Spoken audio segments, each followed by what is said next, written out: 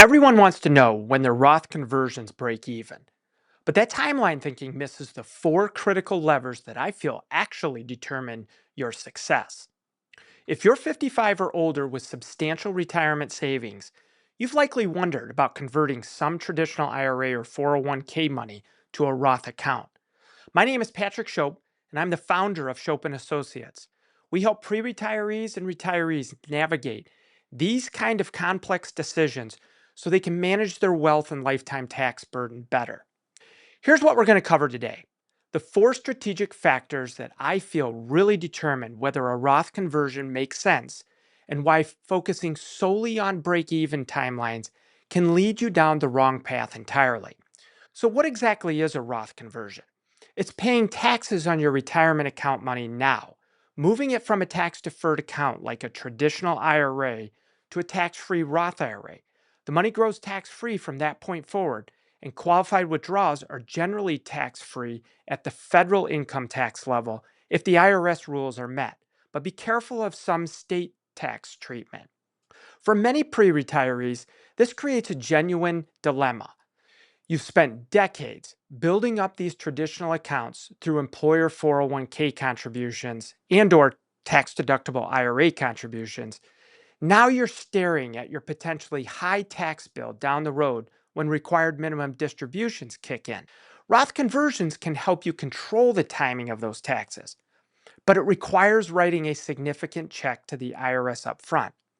Most people approach this decision by asking, how long does it take until this conversion pays for itself?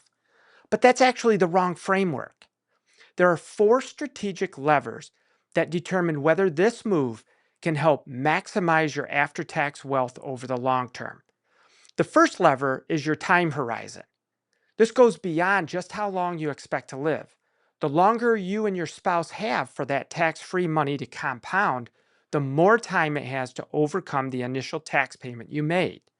Think of it as a race between your tax-free growth and the head start you gave the government by paying those taxes early. Since we can't predict our actual lifespan, planning for longevity is usually the most sensible approach. If you're healthy and have family history of a long life, this factor weighs in favor of converting. The second lever compares your current tax rate to what you expect in the future. This is where the strategy gets really interesting. The entire premise is paying taxes at a known rate today to avoid potentially higher rates later. You're essentially buying tax insurance, paying a premium now to help protect yourself from the uncertainty of future tax policy. We just went through a change in tax policy. In July of 2025, Congress enacted PL 119-21, otherwise known as the One Big Beautiful Bill, which extended and in many cases made permanent key individual tax provisions from the 2017 TCJA, including reduced rate brackets and higher standard deduction. As a result, the across-the-board 2026 rate increases that were previously scheduled are no longer automatic under current law. Some of the items still change over time. So, for example, salt cap mechanics, but the broad rate sunset was addressed. Planning still matters, but the convert now before 2026 rates jump urgency is different than it was earlier in the year. But here's where most people stumble. They only think about their tax bracket. The third lever is understanding how a large conversion creates what I call phantom costs. Your adjusted gross income jumps up for that conversion year, potentially triggering higher Medicare premiums called IRMAA surcharges, and then possibly making more of your Social Security benefits subject to taxation. Let me share an example. Say someone converts $100,000 in a year when they're already receiving Social Security and Medicare. That conversion income could push them into a higher IRMAA bracket, adding thousands to their Medicare costs 2 years down the road. It might also cause more of their Social Security to become taxable. The conversion tax might only be 22%, but these additional costs could push the effective rate much higher. This is why strategic conversion planning often involves Spreading those conversions across multiple years, staying below key income thresholds rather than doing one massive conversion. It's about being precise with the amounts and the timing. By the way, if you're finding this helpful, please hit that like button and subscribe to our channel. It helps us to reach more people with this type of retirement planning content. It also ensures that you don't miss any future videos that could possibly save you in potentially avoidable taxes. The fourth lever completely transforms the equation: your legacy goals. Are you optimizing for your own retirement, or are you positioning money for your children or grandchildren? This question fundamentally alters the analysis. When you factor in the multi-generational impact, the math becomes very compelling. This is why Roth conversions are often more about multi-generational wealth transfer than just simply personal retirement planning.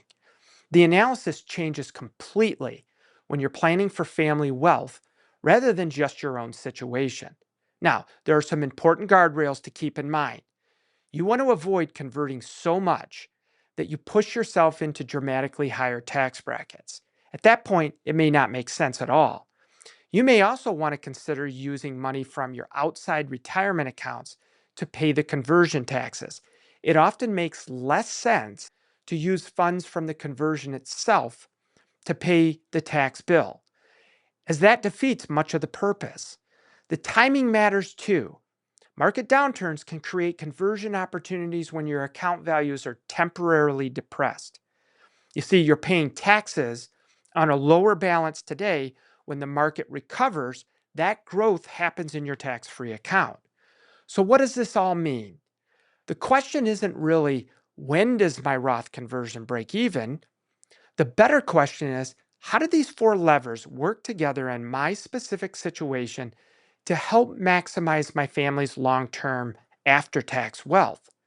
Time horizon gives you more years for tax-free compounding. Tax rate arbitrage lets you pay at potentially lower rates today versus higher rates tomorrow. Managing the impact on benefits and other income sources prevents phantom costs that could derail the strategy. And thinking about legacy goals might justify conversions even with shorter personal time horizons. This is a strategic decision about managing lifetime taxes, not just minimizing one year's tax bill.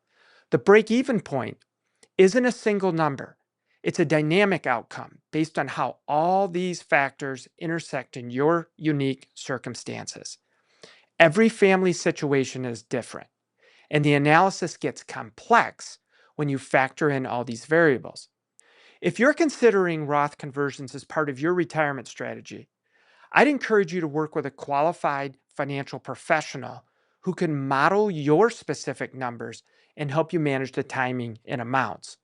We work with many clients navigating these exact decisions, and we're always happy to discuss how these strategies might fit into your overall retirement plan. You can learn more about our approach and sign up for our newsletter at our website. The key takeaway is this: don't get caught up in oversimplified break-even calculations. Roth conversions are about tax diversification, control over your tax situation, and then positioning your wealth for the long term. When you understand all four levers, you can make informed decisions that serve your family's financial goals in decades to come. Again, this is Patrick Shope, and I'll see you next Thursday.